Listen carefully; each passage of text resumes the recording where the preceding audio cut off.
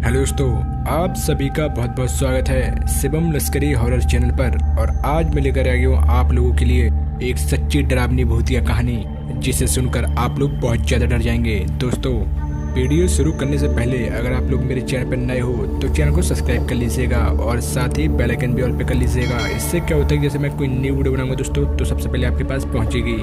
अगर दोस्तों ऐसे ही कहानी आप लोगों के पास है तो आप लोग मुझे शेयर भी कर सकते हैं मेरे इंस्टाग्राम आईडी पर। मेरी इंस्टाग्राम आईडी है शिवम लश्करी। तो चलिए दोस्तों, बिना देरी करते कहानी को शुरू करते हैं। आज जो मैं आपको कहानी सुनाने जा रहा हूँ ये है कपिल की। तो चलिए दोस्तों, कपिल की जुबानी में आपको ये कहानी सुनाता हूँ। मेरा नाम कपिल है और मैं बिहार के एक छोटे से गाँव का रहने वाला हूँ। मेरी उम्र 26 वर्ष है और ये जो घटना मेरे साथ हुई थी वो सन 2002 में हुई थी। दरअसल पढ़ाई कंप्लीट होने के बाद मैं नौकरी की तलाश में घूम रहा था। काफ़ी समय बीत जाने के बाद मुझे अब तक कोई भी नौकरी नहीं मिली थी। ऐसे ही एक दिन की बात है, मैं रोज की तरह नौकरी की तलाश में मैं अपने घर से निकला। दिन भर के भाग दौड़ के साथ मुझे हमेशा की तरह आज भी नौकरी नहीं मिली और मैं थक हार कर रात के 9 बजे अपने घर लौट रहा था। घर लौटते वक्त एक मुझे आदमी मिला जो काफ़ी हट्टा कट्टा था, काफ़ी लंबा चौड़ा। मैं दिन की भाग दौड़ के कारण काफ़ी थका हुआ था और मैं अपना सर झुकाए हुए चला जा रहा था। थोड़ी ही देर बाद उस आदमी ने मुझे आवाज़ देते हुए कहा कि क्या बात है, बड़े मायूस लग रहे हो। मैं उसके सवाल को अनदेखा करके सीधे चला जा रहा था।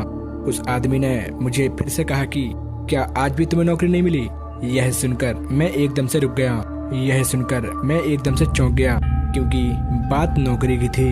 मैंने उस आदमी को जवाब देते हुए कहा कि नहीं, आज भी नहीं मिली। मगर आपको कैसे पता कि मैं नौकरी की तलाश में हूँ। इस बात पर उस आदमी ने कहा कि तुम वो सब छोड़ो, तुम्हें नौकरी चाहिए कि नहीं। वैसे मैं जहाँ काम करता हूँ मैं वहाँ तुम्हें लगवा सकता हूँ अपने साथ में। अगर तुम हाँ कहो तो मैं बहुत खुश होता हूँ। अब मुझे लगने लगा था कि चलो आखिरकार मेरी नौकरी लगी जाती है।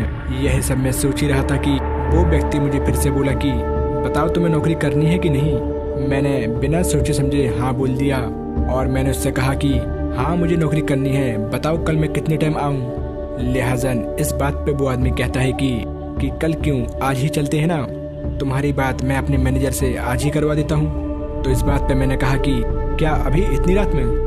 यह सुनकर वह आदमी चिल्लाते हुए कहता है कि लगता है तुम्हें नौकरी नहीं करनी। यह सुनकर मैं घबरा जाता हूँ। मैंने नौकरी की लालच में उसी वक्त हाँ कर दिए और उस आदमी के साथ चलने के लिए हाँ बोल दिया। फिर मैंने उस आदमी से कहा कि अरे आप तो मेरी बात का बुरा मान गए, चलिए मैं चलने के लिए तैयार हूँ। वैसे हमें चलना कहाँ है। वह आदमी बोलता है कि तुम बस मेरे पीछे पीछे आ जाओ। थोड़ी ही देर बाद वह आदमी मुझे जंगल की ओर ले जाने लगता है। यह देखकर मैं उस आदमी से पूछने लगता हूँ कि अरे हम जंगल की ओर क्यों जा रहे हैं। इस बात पर वह आदमी जवाब देते हुए कहता है कि यह एक शॉर्टकट रास्ता है, इस रास्ते से हम जल्दी पहुँच जाएंगे, तुम बस मेरे पीछे चलते रहो। कुछ देर बाद लगभग 15 से 20 मिनट होने के बाद हम दोनों जंगल के बीचों बीच पहुंच जाते हैं। मैं अब बेहद ही घबराने लगा था कि हम अब कहां आ गए। इस जंगल के बीचों बीच में कहां आपका ऑफिस है। और मैं अपने मन ही मन सोच रहा था कि मैंने इस आदमी के साथ आकर कहीं गलती तो नहीं कर दी। थोड़ी ही देर बाद वो आदमी बोला कि तुम यहाँ बैठ जाओ। अंधेरा होने के कारण मुझे कुछ साफ साफ नहीं दिखाई दे रहा था। मुझे लगा कि यह व्यक्ति चलते चलते थक गया है, इसलिए रुकने को बोल रहा है। लिहाजन मैं उस पत्थर पर बैठ जाता हूँ कि तभी वो आदमी एकदम से कहीं गायब हो जाता है। यह देखकर मेरे पैरों तले जमीन खिसक जाती है और मैं बेहद ही घबरा जाता हूँ। फिर मेरी नज़र पास ही बने कब्रों पर पड़ती है। तभी मुझे एहसास होता है कि मैं जाने अनजाने में कब्रिस्तान आ गया हूँ। कि तभी वो आदमी पीछे से आवाज़ लगा रखकर बोलता है कि क्या तूने मुझे नहीं पहचाना क्या। फिर मैंने जो नज़ारा देखा मेरे होश से उड़ गए। वह एक आदमी नहीं था बल्कि एक प्रेत था। उसके पांव उल्टे थे और साथ ही वो हवा में उड़ रहा था और बहुत जोर जोर से हंस रहा था। फिर वो शैतान मुझसे कहता है कि अब तू नहीं बचेगा।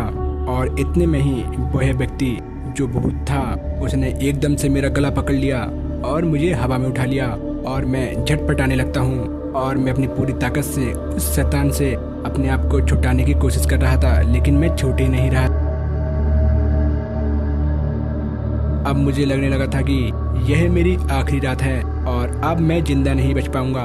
धीरे धीरे करके मेरी आंखें बंद होने लगी थी कि मन ही मन मैं बजरंगबली जी को याद करने लगा था कि अचानक से उस प्रेत की पकड़ ढीली हो गई और मैं नीचे गिर पड़ा और वह भूत चीखता हुआ अचानक से कहीं गायब हो जाता है और मैं वहां से भागते हुए अपने घर जाता हूँ। मैं अब ठीक हूँ, लेकिन आज भी यह बात सोचता हूँ तो मुझे बुखार चढ़ाता है, मेरी हालत खराब हो जाती है। रात के समय मैं घर से बाहर नहीं निकलता। तो दोस्तों, कैसी लगी आपको ये मेरी कहानी?